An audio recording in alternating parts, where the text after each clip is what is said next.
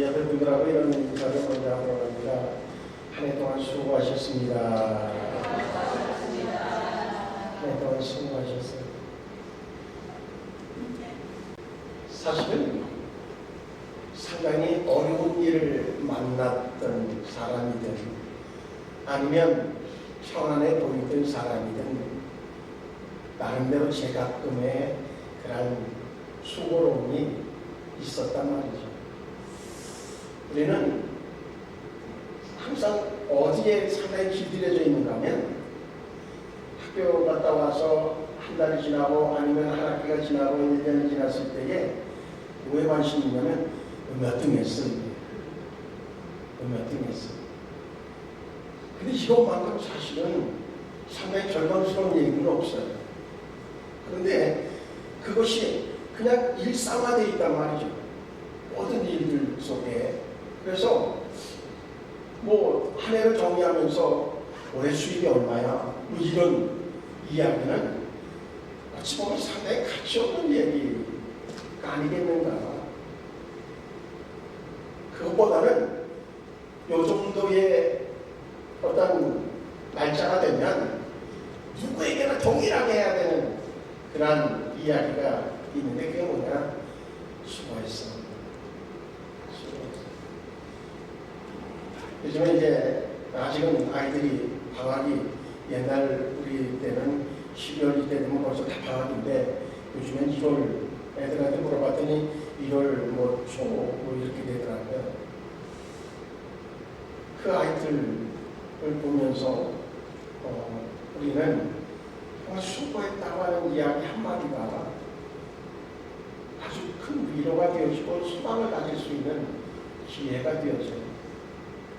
오히려 너 다음에는 이 정도 해야 돼 라고 하는 이야기는 억압이 될 수 있지만 수고해서 그리고 그 이후에 아무 얘기를 안 해도 그 아이는 무슨 말이 들어져요? 내가 조금 더 열심히 해서 엄마 아빠를 기쁘게 해드려야지 라고 하는 생각이 오히려 더 확실하게 들어올 수 있다고 하죠. 의도되는 건 아니지만 그렇단 말이죠. 요즘 우리 사회가 어쩌면 감사라고 하는 단어를 찾기가 쉽지 않아요. 어떤 형식적인 학식에 맞춘 뭐 그러한 것은 있어도 그래서 감사가 그저 내재되어져 있는 그런 시대 속에 살지 못하고 있다라고 하는 그것이 뭐 OECD 국가 중에서 아주 상당한 수준에 올랐다고 할지라도 오히려 더 합박한 그런 모습이 우리의 현실이 아닐까 하는 생각을 좀 해봐요. 그래서 왜 그럴까 이렇게 좀 몇 가지를 찾아봤어요. 그랬더니 언제부터인지 모르지만 물건을 살 때도 딱 스케치 해가지고서 그 중에서 선택한단 말이죠. 선택하고 아 이거 내가 필요하니까 이거 사야지. 그렇게 되어 당연하잖아요. 근데 그것보다는 제품을 선택을 했어요. 그 다음에 뭐를 찾아요? 후기를 찾는 거예요. 후기를 찾아가지고 후기에서 이 제품에 대해서 뭐라고 얘기하고 있는가 라고 하는 것들을 좀 찾아본단 말이죠. 근데 우리가 놓치는 것이 있어요. 대부분 그 제품이 좋고 나에게 필요한 것이었어 라고 생각하는 사람은 후기를 거의 안 달아요. 그렇잖아요. 처음부터 제가 기준이 되면 안 되는데 안 달아요. 물론 그렇다고 해서 저는 뭔가 불만 있는 것도 안 달아요. 그것이 상당히 불편한 것으로 여겨지기 때문에. 근데 보면 이제 좋으면 좋은 걸로 끝나야 되는데 좋기는 한데 이 부분이 뭐 이렇게 나간단 말이죠. 후기가 늘 아주 가득 채워진 근데 그것이 불만으로 후기가 채워진 시대가 요즘 시대가 되어졌다고 하는 것이 결국은 감사가 사라진 사회의 한 단면으로 나타나고 있지 않은가 하는 겁니다.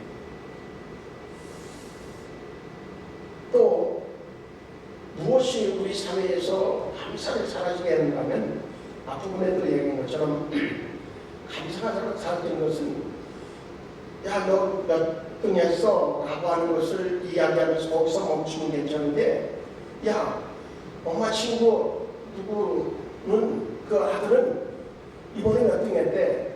라고 하는 거예요. 이 얘기하고는 사실은 자기 아이하고는 상관이 없어야 돼요.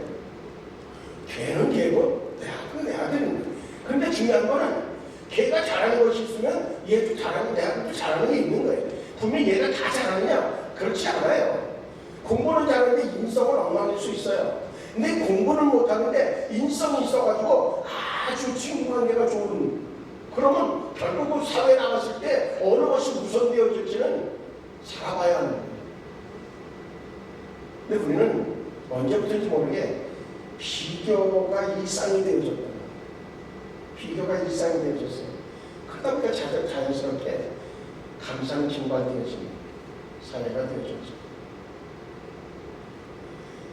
SNS가 이제 일반화되어지면서 우리는 어떤 연예인이라든지 어떤 성공한 사업가라든지 또 나름대로 자기 분야에 있어서 어떤 탑이 되어지는 사람들, 이 사람들의 일상이 수시로 올라온다고 말이죠. 그러다 보니까 어떻게 돼요? 자기를 거기에다가 비교할 수밖에 없는 거예요. 왜? 늘 보여지니까. 그런데 감사가 나오겠는 거예요. 자기 존재에 대한 자존감이 생겨지겠느냐는 거죠. 이 시대는 감사가 없는 시대가 아니라 감사할 줄 모르는 눈을 가진 시대가 되어졌다고 어느 사람은 표현해요. 아주 정확한 표현이에요.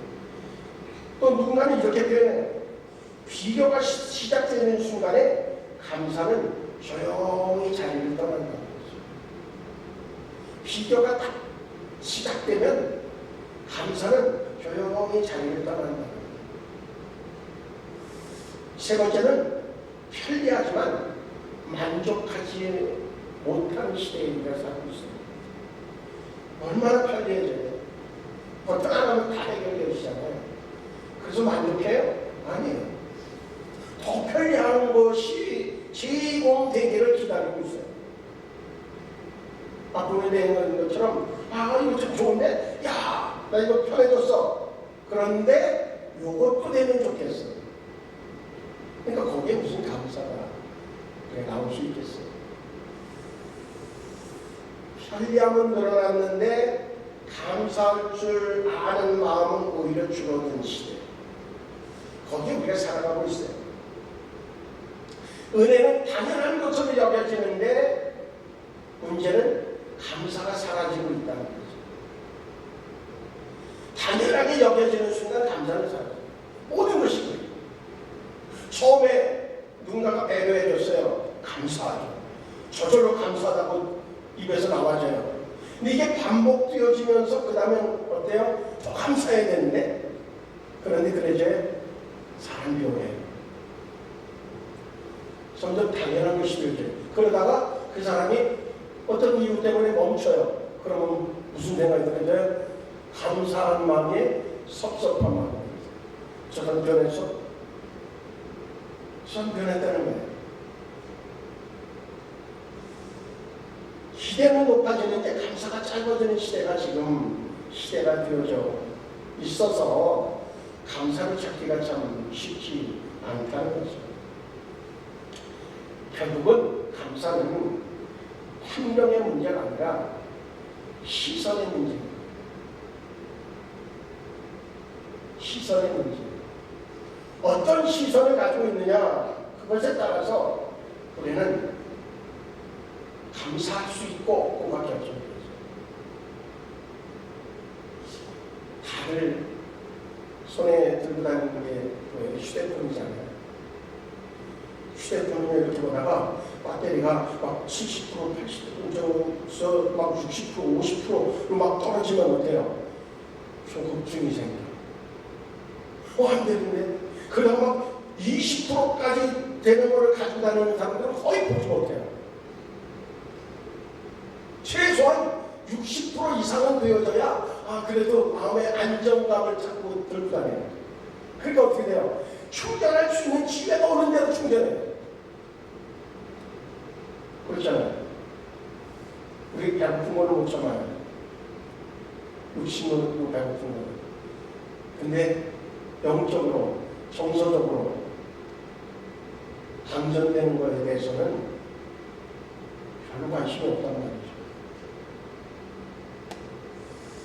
그러니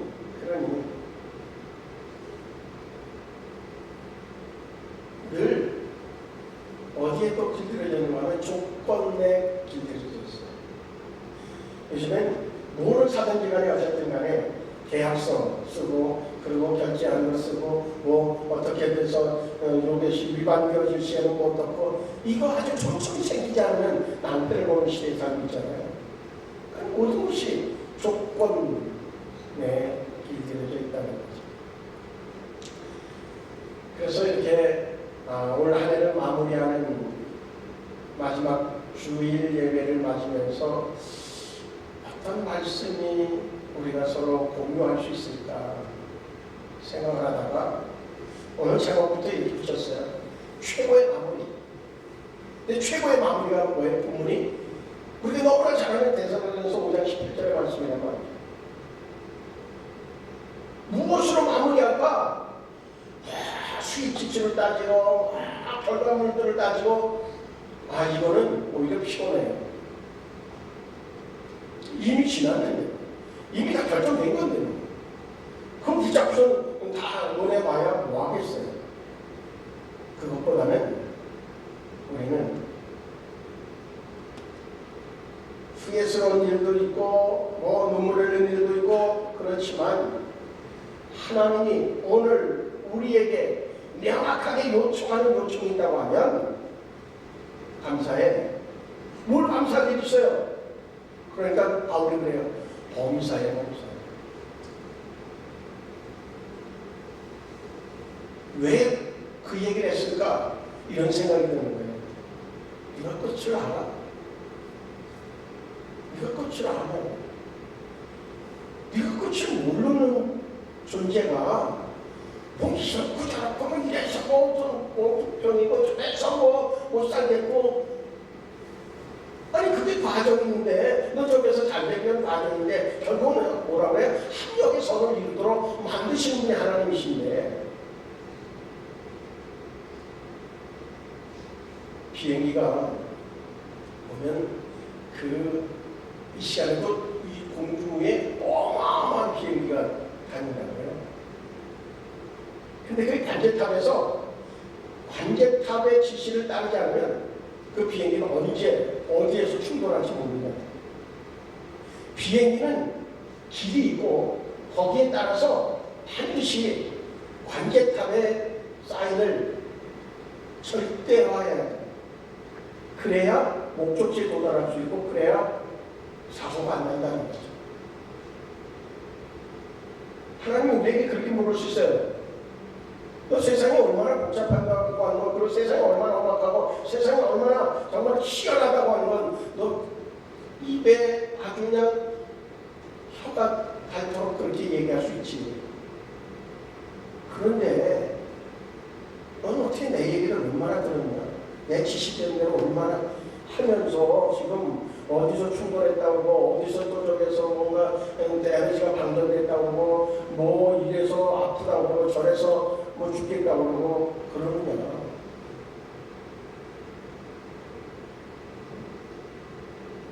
내비게이션을 이렇게 신뢰해서도 안 되지만 내비게이션 기계니까. 그런데 갑자기 가던 길을 경로를 바꾸려면 이유가 있어요. 어디 가는 지점에 사고가 있든지 뭐가 됐든 뭐가 있으면 돌려보내요. 그리고 막히든지 그러면 경로를 바꾼단 말이죠. 수정한단 말이죠. 그런데 하나님께서 내가 생각했던 것과 다른 길로 인도하실 때는 분명히 하나님의 이유가 있을 거예요. 아니 그게 아니라 원래 그 길이었어. 하나님이 인도하시는 길이.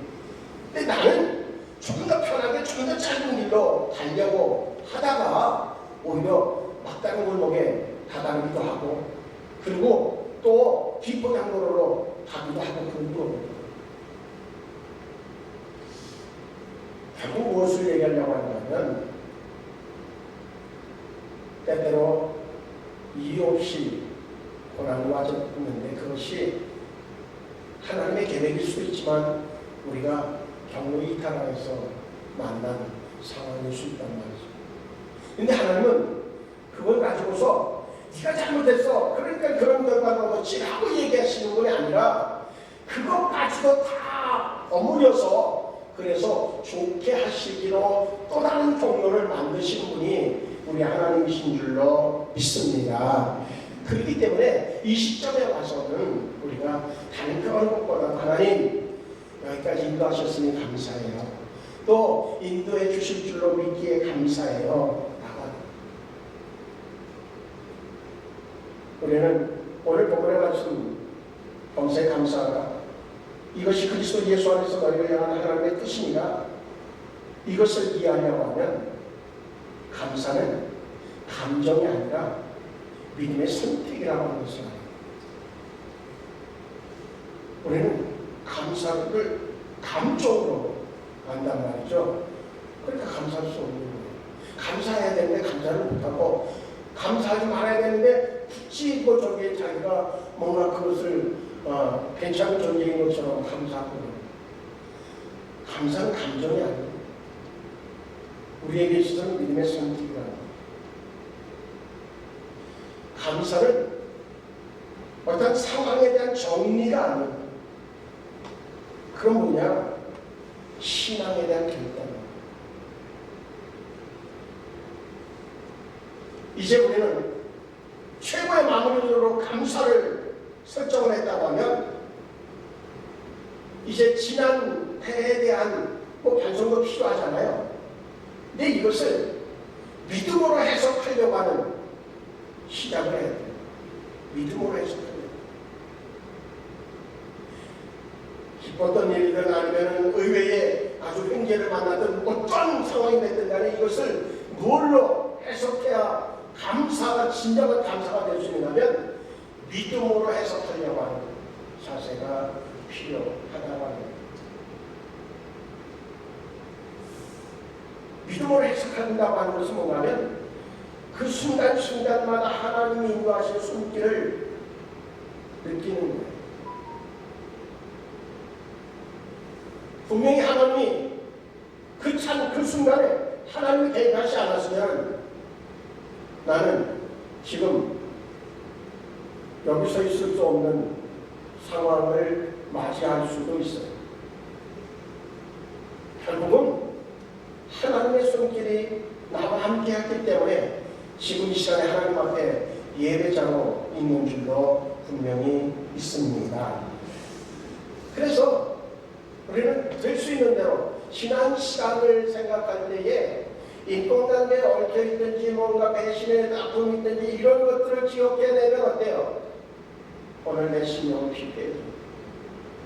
그것이 아닌 하나님의 개입하심과 하나님의 인도하심 가운데서 주신 하나님의 은혜를 기억해내면 그러면 내일에 대한 소망이 생겨집니다. 지난 주일날 설교가 그랬어요. 지금 변하지 않으면 내일이 없다고 했습니다. 지금 변하지 않으면 내일이 없습니다. 지금 내가 감사로 지난 시간에 대한 기억을 회상해내지 않으면 믿음으로 해석하고 믿음으로 해석해서 회상해내지 않으면 내일에 대한 소망의 열정은 사라질 수밖에 없어요. 누구를 보면 우리가 알 수 있어요. 요셉을 보면 알 수 있잖아요. 요셉이 장세고 입장 보면 멋진 고백을 하잖아요. 형들을 이끌어가면서 막 그 아버지가 죽고 나니까 저 동생이 이제야말로 진짜 원한을 갚을 시간이 됐구나. 이제 우리는 죽었다 싶은 그때에 요셉이 멋지게 얘기하잖아요. 예, 맞습니다. 형들이 나 팔아먹은 거 맞습니다. 나 그래서 죽을 법이 넘긴 것도 맞습니다.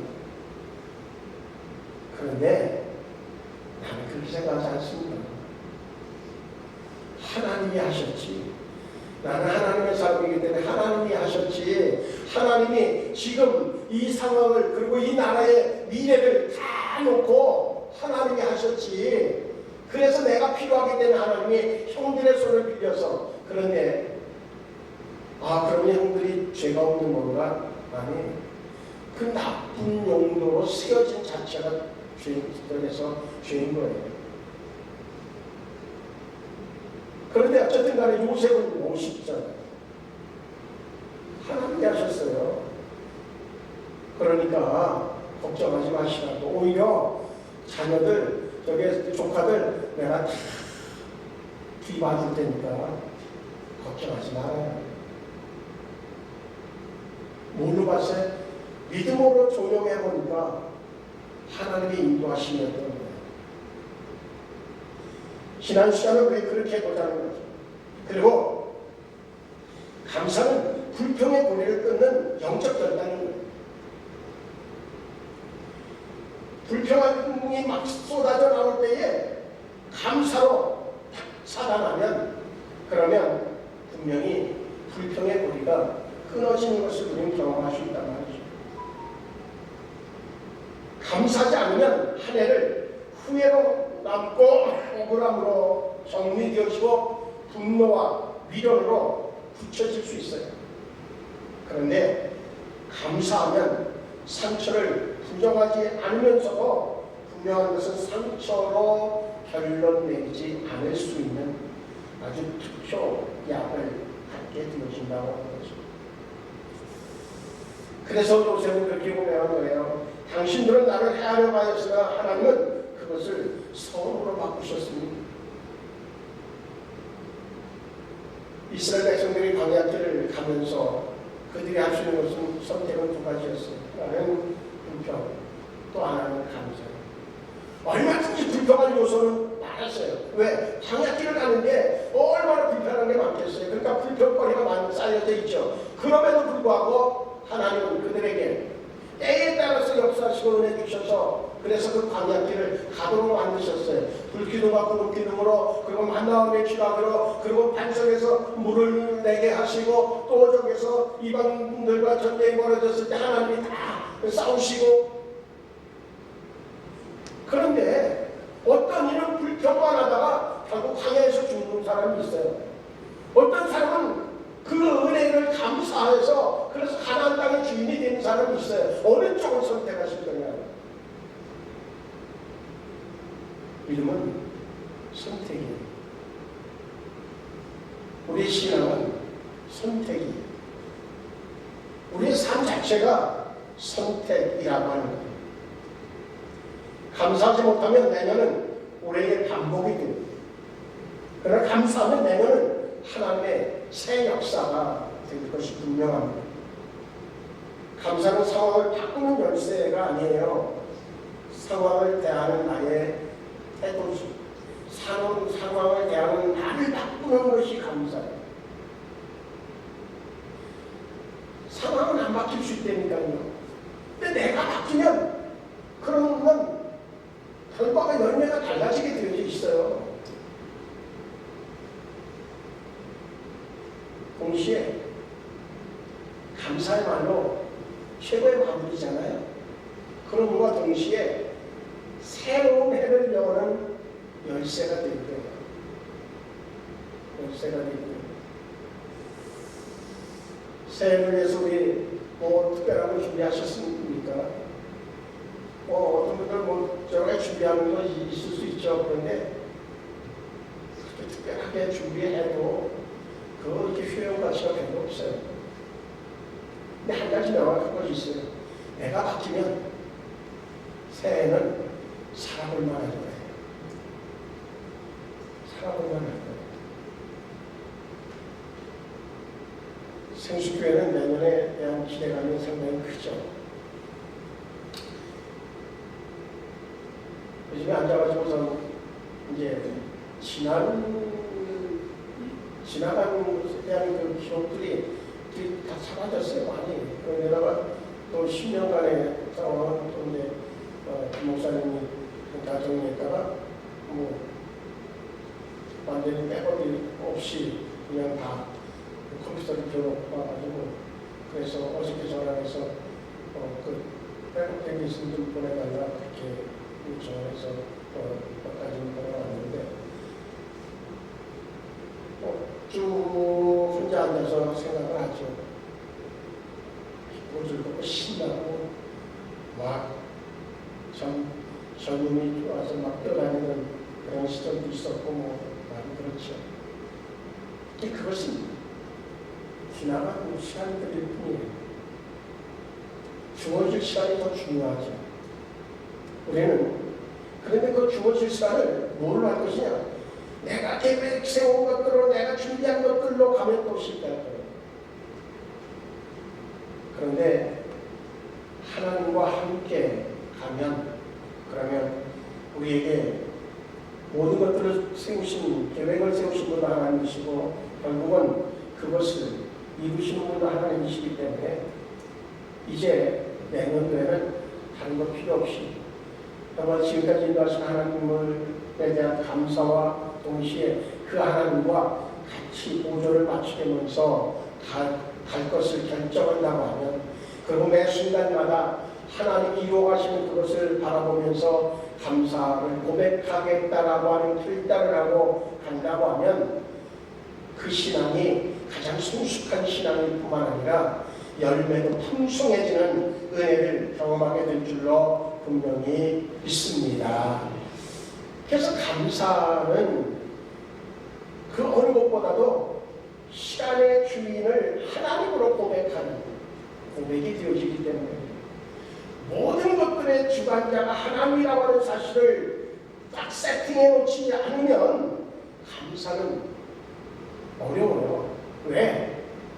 내 마음속에 인간적으로 육적으로 원하는 게 너무 크기 때문에 그것이 내 실생활에서 채워진다고 하는 것은 기대하기 쉽지 않아요. 그런데 정말 모든 것들이 하나님이 주인이시고 하나님이 인도자가 되시고 그래서 내가 매 순간마다 그분의 은혜 안에서 산다고 하는 그 믿음의 관점이 명확해지면 그러면 매 순간마다 주어지는 은혜에 감사하는 삶이 연속되어질 수 있다고 합니다. 내년도에는 그렇게 하나님이 주시는 은혜에 감사하다 보니 올 한 해가 끝났네. 하나님 그래서 감사해요 라고 하는 고백이 저와 우리 모두의 고백이 되어지기를 주의 이름으로 축복합니다. 분명한 건 한 가지가 있어요. 하나님은 우리를 놓지 않으시고 우리를 인도해 주실 줄로 믿습니다. 또한 이 시간에 내가 세운 계획보다도 우리는 계획이 뭐예요? 내가 원하는 기대치를 설정해 놓고 그것을 이루기 위한 스케줄을 만드는 게 우리의 계획일 수 있어요. 근데 하나님은 그것보다는 하나님 영광 받으시고 이 땅에서 존귀해질 수 있는 그 계획을 가지고 세밀하게 타임 스케줄까지도 다 세우셔서 그래서 우리를 출발시키는 줄로 믿습니다. 그분과 함께 그분 따라서 가다 보면 내가 무엇보다 훨씬 좋은 열매를 보면서 입이 떡 벌어지게 감사를 고백할 수 있는 우리 모두가 되어질 줄로 분명히 믿습니다. 아무쪼록 오늘 하루를 지내면서 그리고 남은 며칠간의 시간 동안 무엇만 되뇌어 보라고요? 감사 고백, 감사한 상황들만 힘든 것이 기억나시면 그때 내가 어떻게 그것을 잘 통과해 올 수 있었지? 그래서 생각해 보면 아하, 하나님이 도우셨구나. 그걸 알 수 있을 거예요. 아무쪼록 우리 모두에게 최고의 마무리로서 감사를 선택하고 그 감사를 실행하는 것을 통하여서 또 새로운 출발을 할 수 있기를 주의 이름으로 축복합니다. 할렐루야. 옆에 분들하고 인사해요. 함께 예배하게 돼서 감사해요. 이렇게 또 인사해요. 내년도에는 우리 함께 멋지게 신앙생활 합시다. 예배를 축복합니다. 기도하시겠습니다. 좋으신 하나님, 우리 연약함을 끊임없이 고백하면서도 순간순간마다 내가 잘났다고 할 때가 얼마나 많은지 모릅니다. 할 수 없다고 얘기하면서도 내가 하고 싶은 것을 다 하고 주님이 원하는 일은 할 수 없는 상황으로 그렇게 결론 지어질 때가 얼마나 많았었는지 모릅니다. 그럼에도 불구하고 우리를 여기까지 인도하신 하나님, 우리에게 또한 아직도 내가 너와 함께하기에 소망이 있다고 말씀하신 하나님, 그 하나님의 은혜에 감사합니다. 이제 감사를 잃어버리지 않는 삶이 되게 하여 주시옵소서. 예수님의 이름으로 기도하옵나이다.